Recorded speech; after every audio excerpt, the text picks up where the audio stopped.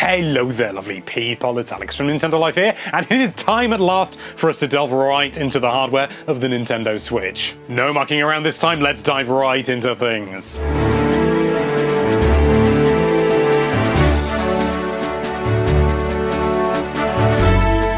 It's certainly not an exaggeration to claim that the Switch is Nintendo's most important console release to date. The Wii U flopped commercially, although personally I was rather fond of it, and so Nintendo have combined their home console and handheld divisions to come up with this delicious beauty. It's a risk, there's no doubt about that. I mean, Sega tried the same thing with the Nomad, and well, look how well that went. You could even argue that Sony had a pop with the PSP and the Vita, the latter of which also failed to capture the imaginations of the public. So can the Switch break free from the mold of disappointing home console handheld hybrids? Let's find out.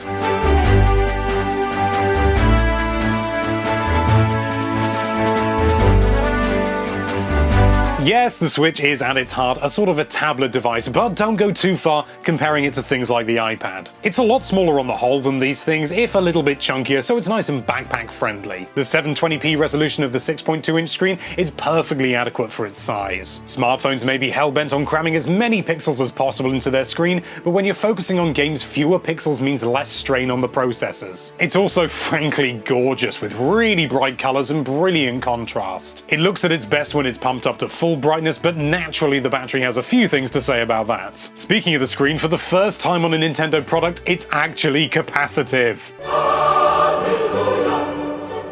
That means it's time to retire that stylus and smudge the screen with your fingers instead, but it's still miles better than the old-fashioned technology found on the Wii U and 3DS. Nestled underneath the screen you'll find two stereo speakers which actually make for a pretty impressive aural experience. That's AURAL.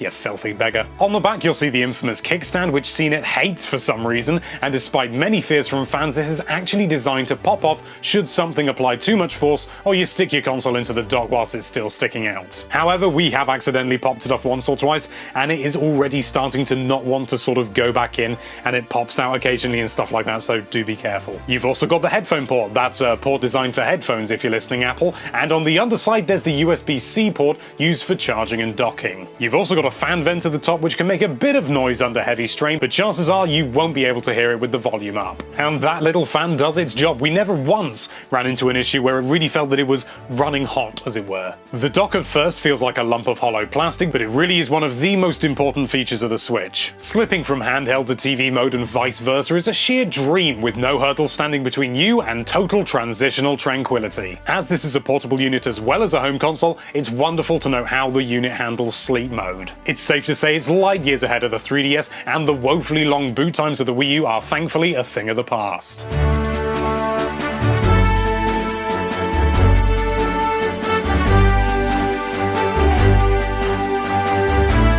The Wii Remote was, pun intended, a revolution for gaming controllers, for better or for worse, and we think we might be looking at the next iteration right here, right now. They come in pairs, obviously, and make up both a half and a whole controller, as you no doubt know. They're also absolutely overflowing with tech, each boasting an analog stick, 4 face buttons, a shoulder button, a trigger, Bluetooth, and HD rumble to boot. Between them you also have an infrared sensor, which is a bit like Kinect but not quite as stalkery, an NFC point for Amiibo, a screenshot button, and of course the accelerometers and gyroscopes you'd expect from modern gaming controls. They're also lovely and compact, but never felt as though they were too small for the job. Once you slide them into the console by the rails on each side, small pins at the bottom connect them physically to the system, allowing immediate syncing and no need for Bluetooth. This also charges the little beggars, and we've yet to encounter any drained batteries just yet. But what about this terrible issue with the left Joy-Con disconnecting? What's all that about? Well, to be honest, we only experienced it once during our testing, and it seems to be related at least in part to distance from the console, at least going by anecdotal evidence published online. All in all, the Joy-Cons are really living up to their name, as well, to be honest with you,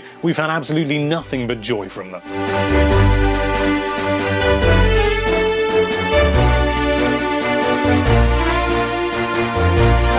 I think it's safe to say that although it's very clear and fairly user-friendly, the 3DS and Wii U UI never really felt all that great. Long load times, limited features, it's all a bit old hat. However, the good news is that the Switch seems to have bucked this trend from day one, delivering an excellent foundation on which we hope to see more features and functionality added in future. Everything's clean, simple, and intuitive rather than the bombardment of options Microsoft offer on the Xbox One. Nintendo has streamlined the whole system. It boots up in moments, and it's just genuinely a joy to use. All your games are presented as tiles, which sadly can't be resized to squeeze more on screen, but we do hope this will change in time. Also, you can have multiple users on your system, and they all have their own save data. You sort of get prompted whenever you try and start a game which user's using it, and you go ahead with that. It's not a big thing, but we thought we'd mention it. There's also the usual Nintendo charm to be found here as well, such as tapping on the screen gives a slightly different sound each time, tapping the battery icon brings up the battery's percentage, and depending on which button you use to weight the device, you can get a different sound to pop out of the speakers. The whole thing is playful, yet simple and snappy. We don't doubt for a second that over the years new additions will appear, Netflix, but for now it's better to think of a better, more pure experience.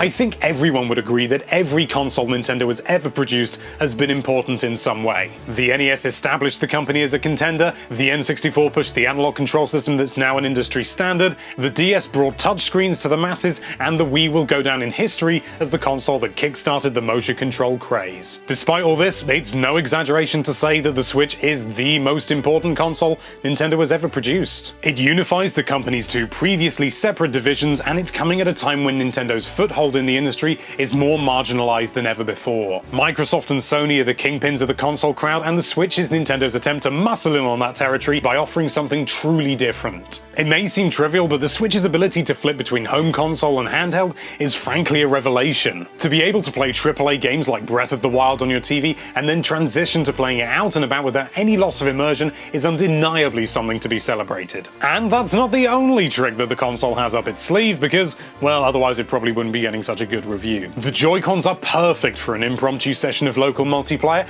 and with titles like Mario Kart 8 Deluxe and FIFA 18 on the way, this could easily prove to be as appealing as the Wii was back in 2005. It's basically like having a portable TV with you at all times, offering massive scope for local multiplayer no matter where you happen to be. Throw in some HD Rumble and we are some very happy bunnies. Where the Wii U faltered was its USP and its lack of focus. It never seemed to be able to marry the two, but thankfully they seem to have bucked that idea entirely, and the Switch is laser focused, they know what they're doing, and is extremely promising. Who knows, maybe we've got another success story as big as the Wii with the Nintendo Switch. Whew, that was a marathon, wasn't it? I think I need to lie down. Thank you so much for watching. If you like this video, then why don't you have a lie down with that subscribe button, if you know what I mean, and be sure to check out nintendolife.com for all sorts of lovely Nintendo related content.